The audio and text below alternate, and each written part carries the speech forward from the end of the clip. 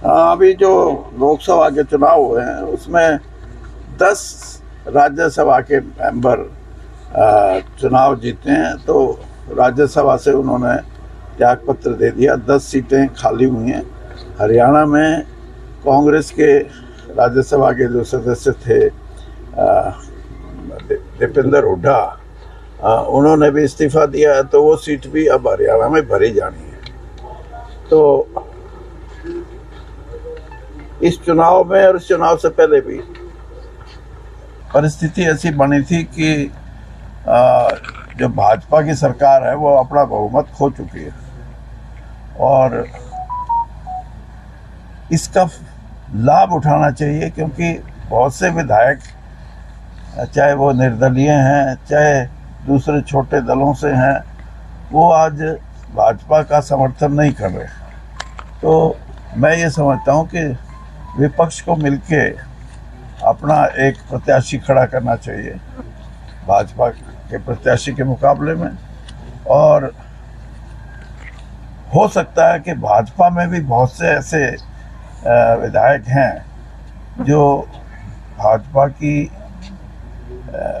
जो आर्थिक नीति लगा लो या हरियाणा के संदर्भ में जो एक किसानों के प्रति भाजपा का जो रवैया रहा है, युवाओं के प्रति जो रवैया रहा है, जिसमें 1.5-2 लाख नौकरियां अब भी खाली पड़ी हैं, और अनेक ऐसे विषय हैं जिनको अगर हम एक मिलके प्रत्याशी खड़ा करें तो भाजपा की हार का मतलब ये होगा कि हरियाणा में जो कुछ भी उनके पास बचा हुआ है वो भी खोएंगे।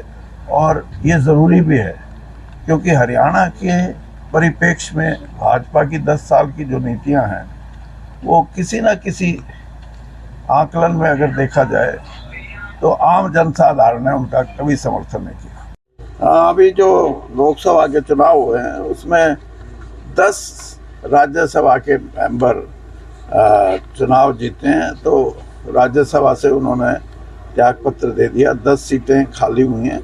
हरियाणा में कांग्रेस के राज्यसभा के जो सदस्य थे दीपेंद्र हुड्डा, उन्होंने भी इस्तीफा दिया है। तो वो सीट भी अब हरियाणा में भरी जानी है। तो इस चुनाव में और इस चुनाव से पहले भी परिस्थिति ऐसी बनी थी कि जो भाजपा की सरकार है वो अपना बहुमत खो चुकी है और इसका लाभ उठाना चाहिए, क्योंकि बहुत से विधायक, चाहे वो निर्दलीय हैं चाहे दूसरे छोटे दलों से हैं, वो आज भाजपा का समर्थन नहीं कर रहे। तो मैं ये समझता हूँ कि विपक्ष को मिलके अपना एक प्रत्याशी खड़ा करना चाहिए भाजपा के प्रत्याशी के मुकाबले में। और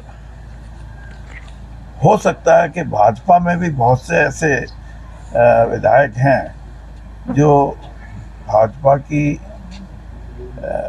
जो आर्थिक नीति लगा लो या हरियाणा के संदर्भ में जो एक किसानों के प्रति भाजपा का जो रवैया रहा है, युवाओं के प्रति जो रवैया रहा है, जिसमें 1.5-2 लाख नौकरियां अब भी खाली पड़ी हैं, और अनेक ऐसे विषय हैं जिनको अगर हम एक मिलके प्रत्याशी खड़ा करें तो भाजपा की हार का मतलब ये होगा कि हरियाणा में जो कुछ भी उनके पास बचा हुआ है वो भी खोएंगे।